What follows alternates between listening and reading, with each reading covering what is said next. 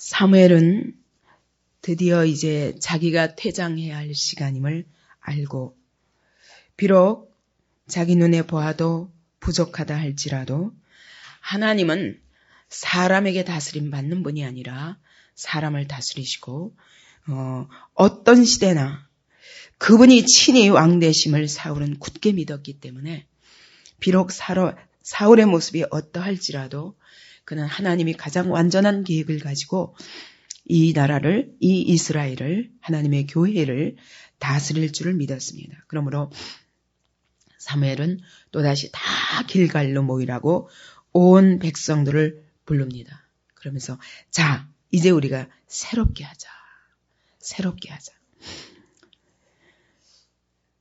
이제 이 사울을 왕으로 삼고 이스라엘 백성이 새롭게 다시 출발할 수 있는 길은 그는 하나님 앞에서 그 언약을 회복하는 길이라고 확실히 믿은 것입니다. 그래서 여호와 앞에서 화목제를 드립니다.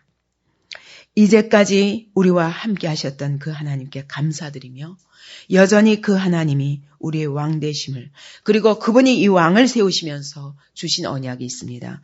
누구든지 왕이 되면 절대로 아내를 많이 두지 말고 말을 많이 두지 말고 절대로 자기 소유를 늘리지 말라.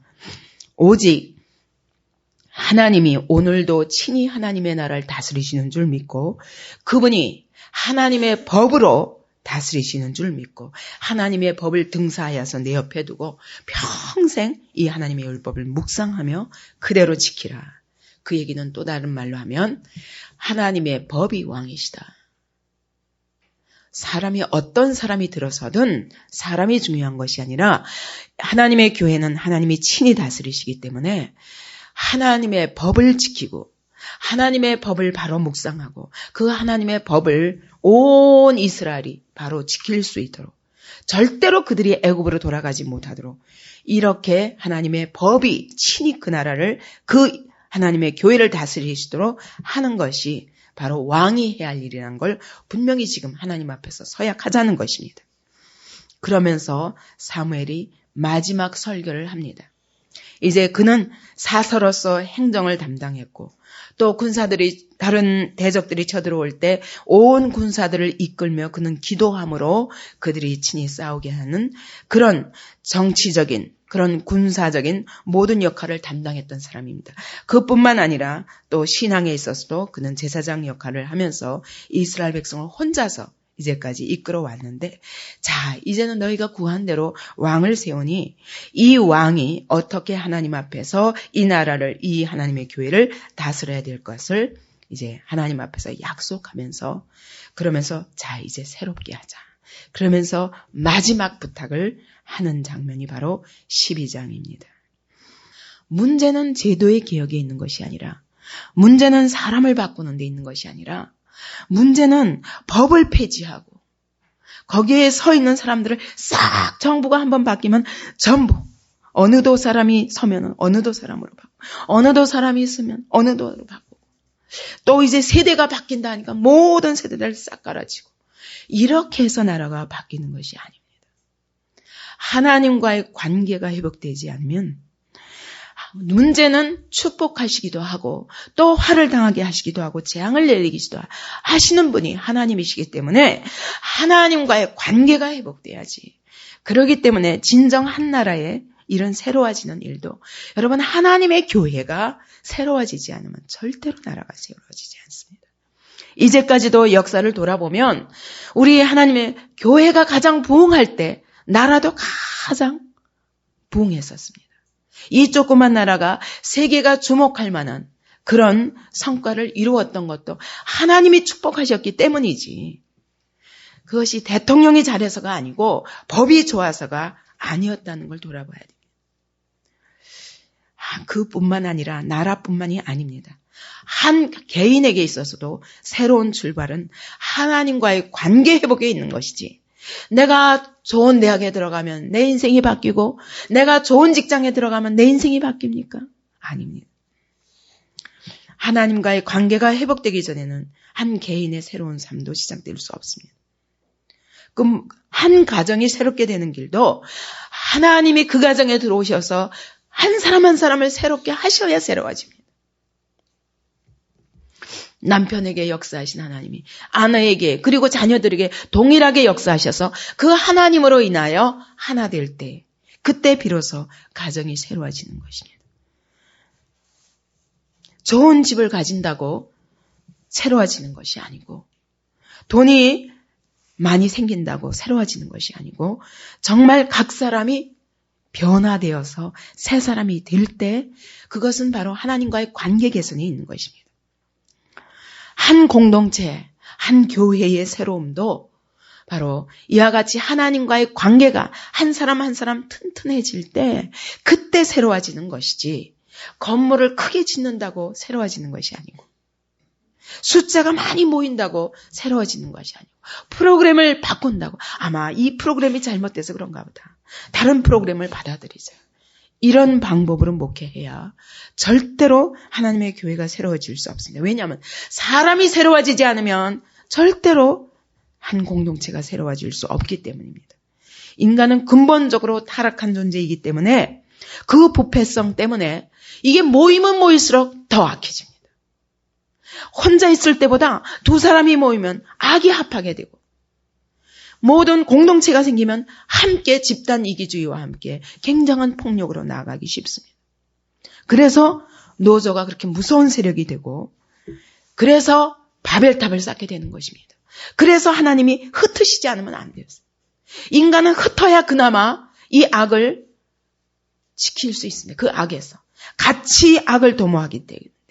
그래서 개인보다 가정이 한번 악이 연합하면 더 무섭고, 한 공동체가 악이 연합하면 더 무섭고, 한 국가가 악으로 연합하면 더 무섭고. 보십시오. 테러단이 비록 소수지만 온 세계가 두려워 떨게 되는, 악이 연합하면 이렇게 무서운 것입니다.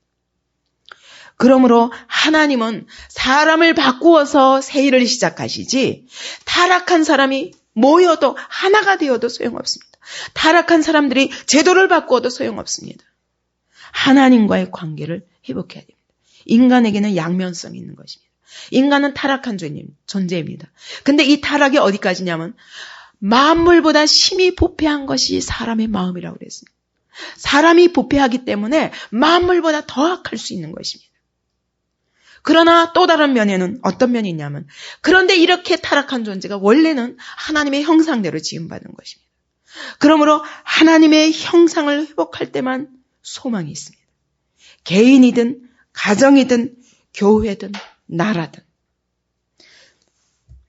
집단이 될수록 악이 연합하기 쉽기 때문에 하나님이 그 가운데 개입하셔서 각 사람이 하나님의 형상대로 바뀌어지는 역사가 있어야 단체도 새로워질 수 있는 것입니다. 그래서 성경은 말씀하시는 겁니다. 누구든지 그리스도 안에 있으면 새로운 피조물이라.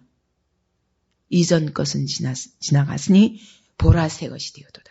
그리스도 안에서만 이 하나님의 형상을 회복할 수 있고, 그리스도 안에서 하나님의 형상을 회복할 때 비로소 선한 하나님의 형상의 모습을 회복하면서 정말 거기서부터 새로운 일이 일어날 수 있는 것입니다. 그래서 골로새서 3장 10절을 한번 보시겠습니까?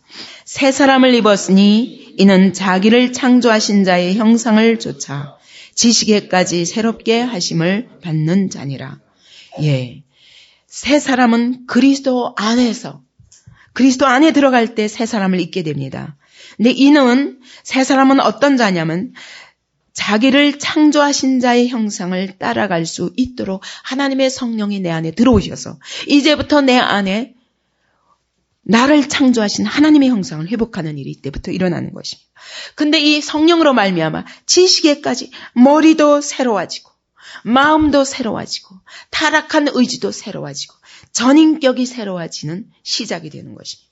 그렇게 해서 하나님의 형상을 닮아가도록 하나님의 성령께서 우리 안에서 일하시기 시작할 때 비로소 사람은 새로워질 수 있다는 것입니다. 사무엘은 하나님 앞에 제사를 드립니다. 온 백성들에게 제사 드리고 나서, 어쩌면 제사 드리기 전에 아마 이 설교를 했을지 모르겠습니다. 그는 온 이스라엘에게 말합니다. 너희가 내게 한 말을 내가 다 듣고 너희 위에 왕을 세웠더니 자 이제 봐라. 너희 앞에 왕이 출입하느니라. 절대로 이 왕을 따라라. 그 다음에 이 왕은 하나님을 따라라. 이것이 길이라는 것입니다. 내가 어려서부터 나는 이제 늙어서 머리가 희었고 내 아들들도 너희와 함께 있느니라. 내가 어려서부터 오늘날까지 너희 앞에 출입하였거니. 사무엘이 자신을 돌아보니까 아주 어려서 젖대자마자 이 성전에 왔습니다.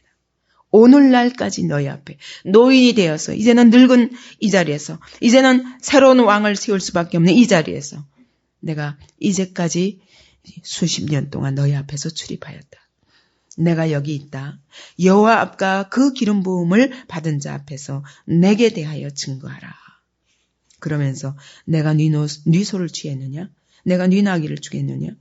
누구를 속였느냐? 누구를 압제했느냐? 내 눈을 흐리게 하는 뇌물을 네 손에서 취하였느냐? 그리하였으면 내가 그것을 너에게 갚으리라 말하면서 백성들에게 증거해보라고 말합니다.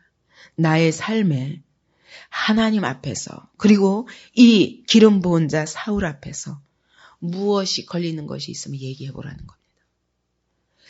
이렇게 말할 수 있는 이것이 사무엘의 힘이었던 것 같습니다. 많은 지도자가 있지만 첫째 이와 같이 하나님 앞에서 사람 앞에서 담대할 수 있는 이 힘은 바로 청렴에 있구나라는 생각을 하게 됩니다. 그에게 탐심이 없었습니다. 비록 아들들은 뇌물을 받다가 백성들이 더 이상 안 되겠다. 이 아들들은 안 되겠다. 이렇게 생각해서 왕을 구하게 되었지만 그러나 사무엘 자신은 전혀 탐심이 없고 전혀 사심이 없다는 것을 그는 말하는 겁니다. 하나님 앞에서 그리고 너희 앞에서 이제 세울 이 왕 앞에서 증거하라. 모든 백성들이 당신이 우리를 속인 적이 없었고 압제한 적이 없었고 네 손에서 아무것도 취한 것이 없나이다. 고백합니다. 그 얘기는 거꾸로 말하면 사무엘이 어려서부터 이 시간까지 하나님 앞에서 살았다는 것을 의미합니다. 사람 앞에 섰을 때도 하나님 앞에서 살았다는 것을 증거합니다. 그러지 않으면 그 일평생을 이와 같이 점도 없이 흠도 없이 여러분 이렇게 요만한 공동체에 이끌어 갈래도 여러분의 모든 마음을 다 채우면서 한 지도자로 서기 얼마나 어렵습니까? 근데 온 백성들 앞에서 내가 이제까지 비리를 한 일이 있으면 말해봐라. 자기 일평생을 놓고 이렇게 말할 수 있는 것 때문에 모든 백성이 사무엘의 말 앞에 굴복할 수 있었던 것입니다. 오늘 입술의 말도 그랬습니다. 우리 각 사람 성도들을 서로 보아도 여러분이 은혜 받아서 아무리 그래도 그 인격을 봅니다. 왜냐하면 저 인격 때문에 아직 그 안에 처리 못한 기질 때문에 언제 뒤집어질지 모른다. 제가 사람이 보아도 그렇습니다. 하나님이 보시기에 우리 안에 이렇게 하나님 앞에서 모든 탐심과 하나님 앞에서 자기 생각을 없앤 사람만이 능력 있는 사람입니다. 우리는 무슨 은사를 받아서 능력을 구하고 눈에 보이는 어떤 자기 능력을 자기 힘, 자기 지혜 이걸 통해서 자랑하고 싶어 하지만 여러분 진정한 힘은 하나님 앞에서 정직한 것이 힘입니다. 그리고 자기 마음에 전혀 탐심과 사심이 없는 것이 능력입니다. 만약 한나라 대통령이 이와 같이 정말 청렴결백하다. 그러면 조금 능력이 부족해도 아마 온 국민이 다 믿을 겁니다. 그렇죠? 오늘날은 교수 사회든 가장 정직해야 할 교수 사회든 법관이든 언론인이든 다 타락해서 그래서 믿지 못합니다. 신문을 봐도 그 이면을 늘 생각하고 그렇죠? 한 사람의 말을 들어도 그 이면을 늘 생각합니다. 무슨 계산을 가지고 저러나. 왜냐하면 사심이 들어가 있기 때문에. 여러분 하나님 앞에서 사심이 없으면 정직하게 되고 그 정직이 곧 힘입니다. 내 입술의 말이 그럴 때 하나님 앞에서 사람 앞에서 하는 말에 힘이 생기는 것입니다. 그래서 우리가 사무엘의 삶을 보면서 여러분 사실은 사무엘이 하나님의 선지자였다고 하지만 제사장이었다고 하지만 오늘 우리가 왕 같은 제사장이요.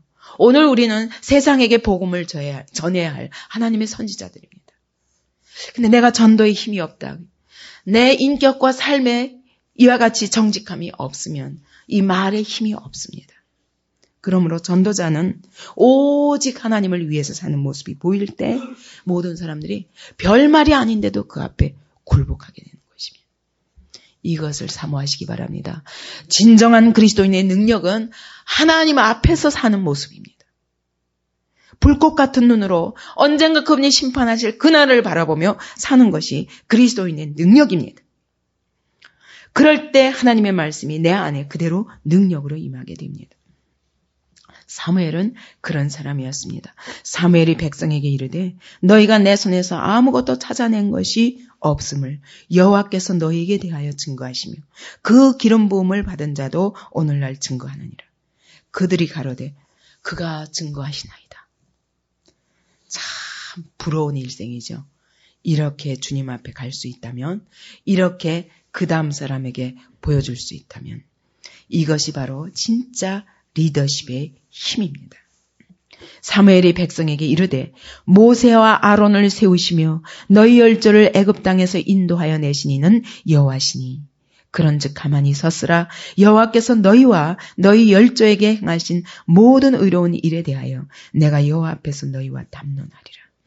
사무엘은 확실한 지도자인 것이 이와 같이 왕에게 넘겨주면서 자 이제는 마음대로 하십시오. 그게 아니라 왕과 백성들을 딱 앞에 놓고 하나님 앞에서 자 다시 내가 너희를 잠깐 멈춰서라. 아직 가기 전에 멈춰서 생각해야 될 것이 있다는 것입니다. 그러면서 하는 말이 돌아봐라.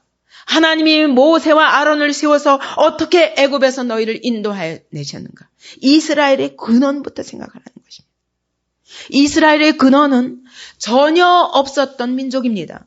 그런데 하나님이 불러내서 애굽에서부터 불러내신데 놀라운 기적과 이사로 불러내시고 그들을 광야에서 40년 동안 먹이시고 입히시며 그리고 마시게 하시며 그리고 가나안 땅까지 인도하셔서 이 땅에 있는 모든 족속들을 하나님이 다 쫓아내시고 그리고 그들을 거하게 하심으로 생겨난 나라입니다.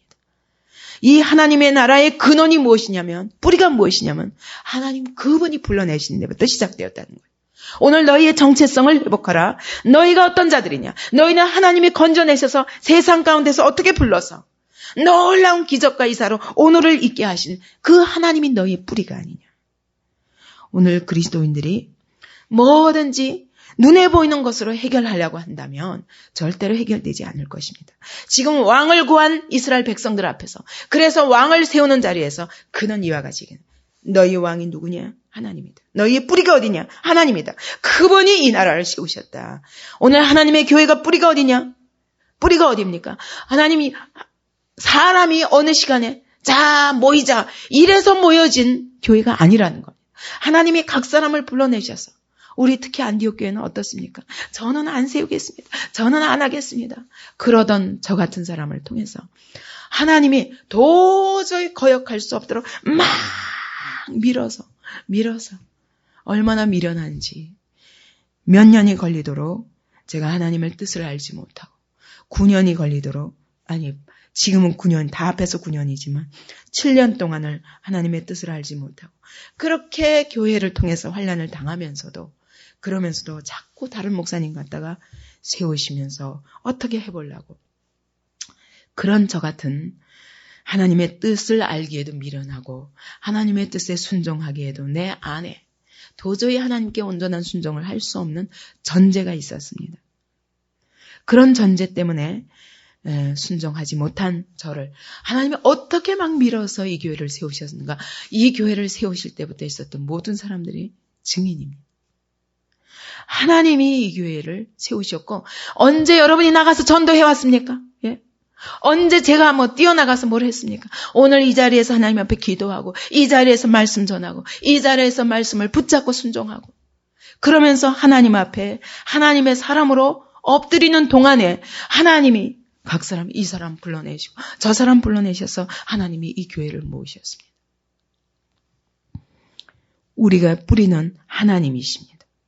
한 공동체도 이와 같이 하나님의 일하심의 그 시작부터 돌아보지 않으면 진정한 우리 문제의 그 근원을 발견할 수 없습니다. 사무엘은 지금 왕을 새로 세우는 입장에서 자, 여기서부터 다시 시작해라. 여러분, 한 대통령도 이 나라에 와서 자, 내 몇 년 기간 동안에 내가 대통령으로서 일하는 동안에 허물이 있으면 찾아내봐라. 이 나라가 내가 몇 년 동안 내가 이와 같이 나라를 통치해보니까 이게 문제다. 우리의 문제의 근원은 이거다. 다음에 세워지는 대통령은 이렇게 하라. 그러면 모든 사람들이 아멘 할 수 있는 나라라면 기가 막힌 나라가 될 것입니다.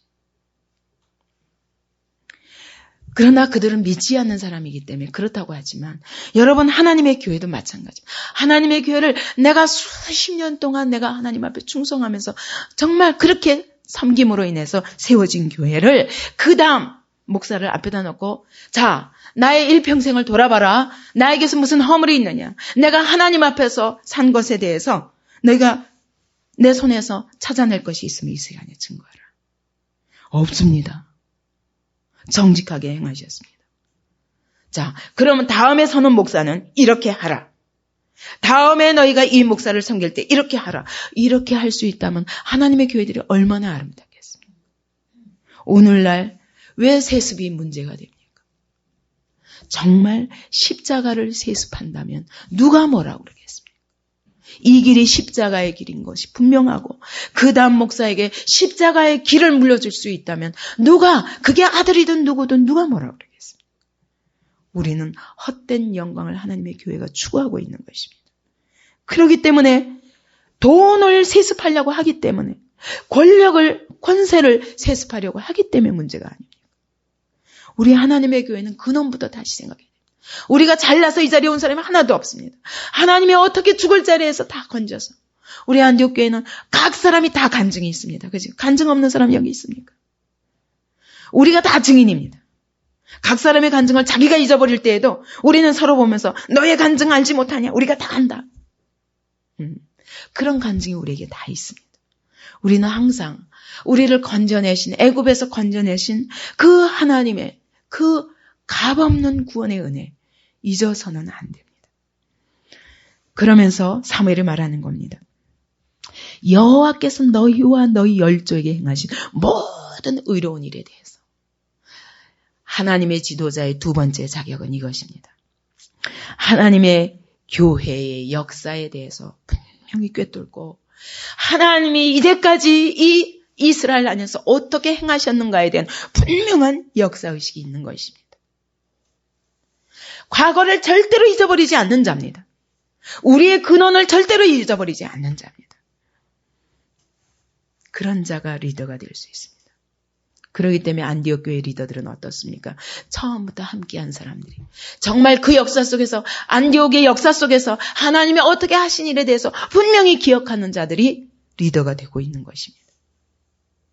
그것은 오래됐기 때문에, 시간이 오래됐기 때문이 아니라 이제까지 하나님 하신 일들을 너무 가슴 깊이 눈물로 알기 때문에, 눈물로 감사하고 있기 때문에 리더가 될 수 있는 것입니다. 그 하나님께 감사하고 있기 때문에. 사무엘이 말합니다. 하나님이 이제까지 우리에게 행하신 모든 의로운 일에 대해서 내가 여호와 앞에서 너희와 담론하리라. 다시 생각해보자. 너희 근원부터 다시 생각해보자. 하나님이 이제까지 너에게 언제 의롭지 않은 일을 하신 적이 있느냐? 오늘 이스라엘이 여기 오기까지 하나님이 불의한 일을 하신 거 봤느냐? 이와 같이 하나님의 눈으로 한 공동체의 뿌리부터 생각할 수 있는 사람이 진정한 리더입니다. 우리가 과거를 기억할 줄 모르면 똑같은 시행착오와 똑같은 죄를 계속 반복합니다. 우리가 과거를 분명히 알고 특별히 하나님이 우리에게 행하시니 모든 의로운 일에 대해서 감사하며 가슴 깊이 알고 있으며 그분이 오늘 우리의 왕이 되사 우리의 가운데 그분의 놀라운 일을 이루어 가시는 것을 볼 수 있다면 이 백성들이 지금 왕을 요구했겠습니까? 하나님이 왕이 되시는데 여호와께서는 너희의 왕이 되실지라도 너희가 내게 이르기를 아니라 우리를 다스릴 왕이 있어야 되겠다. 왜? 왜 그랬다고 말합니까? 12절에 보니까 너희가 암몬 자손의 왕 나하스의 너희를 치러 옴을 보고, 딱 암몬의 나하스가 딱 치러 오니까 너희의 오른 눈을 빼기 전에는 내가 너희와 언약하지 아니라, 이러고 달려드는 거 보고 그냥 놀라가지고 왕을 세워달라는 것입니다. 이것뿐만 아니라 돌아보면 블레셋이 맨날 쳐들어오지, 모압이 쳐들어오지, 미디안이 쳐들어오지. 못 살겠다는 것입니다. 제발 우리 대신 싸워줄 왕을 세우라. 하나님이 대신 싸워주지 않으셨으면 애굽에서 어떻게 나왔냐 말이에요. 오다가 아말렉의 손에서 우리를 건져주시지 않으면 어떻게 오늘 이스라엘이 있을 수 있느냐. 시온 왕 옥과 이제까지 바람 광야에서 만난 수많은 대적들의 손에서 하나님이 다 우리를 구원하지 않았으면 어떻게 오늘 우리가 있게 되냐. 가나안 땅에 들어와서 모든 가나안의 7족속을 다 쫓아내지 않았으면 어떻게 우리가 있게 되냐. 그 쫓아내신 분이 누구냐? 하나님이 아니냐. 근데 그걸 잊어버리고 이렇게 계속 반복되는 이 이방의 세력에 대해서 더 이상 못 견디겠다. 우리도 왕이 있어야 되겠다. 열방과 같은 왕이 있어야 되겠다. 그러나 사무엘이 이렇게 말하는 것입니다. 8절에 보니까 야곱이 애굽에 들어간 후 너희 열조가 여호와께 부르짖으매 여호와께서 모세와 아론을 보내사 그 두 사람으로 너희 열조를 애굽에서 인도하여 내어 이곳에 거하게 하셨으나 그들이 그 하나님 여호와를 잊은지라. 하나님께서 어떻게 인도하셔서 수많은 대적의 손에서 그분이 친히 싸워주시며 우리를 건지셔서 이 땅에 오게 하셨는데 이 땅에 와가지고 그 여호와를 잊어버렸다는 것입니다. 문제는 하나님을 잊어버린 게 문제였다는 겁니다. 그래서 하나님께서 어떻게 했다고요? 다 쫓아내었던 족속들이 다시 야곱야곱 이스라엘을 계속 괴롭히게 한 거예요. 하나님이 하시는 일이다. 블레셋이 오고 암몬이 오고 모압이 오고 미디안이 위협하고 이 모든 일들이 누구로 말미암냐? 하나님께로부터 말미암은 것이냐? 왜? 너희가 하나님을 잊었기 때문에. 이 땅에 너희를 거하게 하신 그 하나님의 그 뜻을, 그 목적을 너희가 잃어버렸기 때문에 하나님이 너희를 그 손에 붙이신 것이다. 그래, 그때마다 돌아보라는 거죠. 사사기 이 몇백 년, 300년 동안에, 400년 동안에 너희가 그때마다 대적의 손에 붙여질 때마다 여호와께 부르짖어 가로되 우리가 여호와를 버리고 바알들과 아스타롯을 섬김으로 범죄하였나이다. 그러하나 이제 우리를 원수들의 손에서 건져내셔서 그러면 우리가 주를 섬겠나이다. 이와 같이 고백하기만 하면 하나님께서 여룻바알 곧 기드온을 세우시고 베단 곧 바락을 세우시고 드보라를 세우시고 입다를 세우시고 또 사무엘을 보내시면서 계속 너희를 블레셋의 손에서, 미디안의 손에서, 가나안 왕 야빈의 손에서, 암몬의 손에서 이제까지 건져내시지 않았느냐. 문제는 뭐냐? 너희가 여호와를 잊을 때 이방의 손에 너를 붙이셨고 그럴 때마다 너희가 부르짖기만 하면 하나님께 나오기만 하면 하나님이 다시 그들의 손에서 너를 건지시지 않았냐고. 이게 이스라엘 역사라는 것입니다. 오늘 개인의 우리의 신앙도 마찬가지입니다. 우리가 하나님을 잊어버릴 때 어려움이 옵니다. 하나님이 우리에게 어려움을 붙이시는 것입니다. 왜? 하나님께 돌아오라고. 우리의 모든 힘의 근원이요, 생명의 근원이 하나님과의 관계에 있습니다. 이 하나님과의 관계를 회복하는 것이 모든 문제의 시작이라는 것입니다. 근데 너희가 왕을 구하는도다. 사무엘이 안타깝게 말합니다. 오늘 나 개인에 있어서도 창조주 하나님의 주권을 부인하는 것이 죄의 뿌리입니다. 하나님의 나라보다 세상 나라의 그 세상에 사는 삶의 모습, 삶의 방식 이런 것들을 통해서 내 삶의 행복을 추구하는 것이 문제의 근원입니다. 하나님이 나를 통치하실 때 진정한 축복이 있다는 것을 너희가 과거를 돌아보면 알게 되리라. 왜 잊어버리냐는 것입니다. 오늘 우리가 하나님 앞에서 자기 개인의 삶을 돌아보시기 바랍니다. 하나님이 어떠한 자리에서 나를 건지셔서 오늘 이 자리까지 있게 하셨는가? 이제까지 내게 베푸셨던 하나님의 모든 의로운 일을 기억하시기 바랍니다. 내가 곤란을 당할 때 여러분 곤란 당하기 때문에 왕이 필요하다. 세상과 같이 왕이 필요하다. 이렇게 생각하십니까? 아니라는 겁니다. 사무엘은. 그것이 아니라 하나님이 이제까지 너에게 왕이 되실지라도 그래서 모든 대적의 손에서 너희를 건져내셨다. 언제? 여호와께 돌아올 때. 근데 언제 고난을 당하냐? 너희가 하나님을 잊어버릴 때 그렇다. 그러므로 하나님과의 관계를 회복하자. 이것이 문제의 근원이다. 이것을 외치는 것입니다. 오늘 우리 개인을 놓고 기도하십시다. 정말 하나님 그리스도 안에서 새로운 피조물로의 삶이 시작될 수 있도록 여기가 바로 나의 진정한 새 출발이 될 줄로 믿습니다. 오늘 여러분에게 무슨 문제가 있습니까? 그 문제가 문제가 아니라 하나님을 잊어버린 것이 문제입니다. 하나님께 돌아가는 것이 문제 해결의 시작입니다. 하나님 정말 주님과 개인적으로 인격적으로 깊이 만날 수 있도록 하나님 오늘도 내게 은혜를 주옵소서.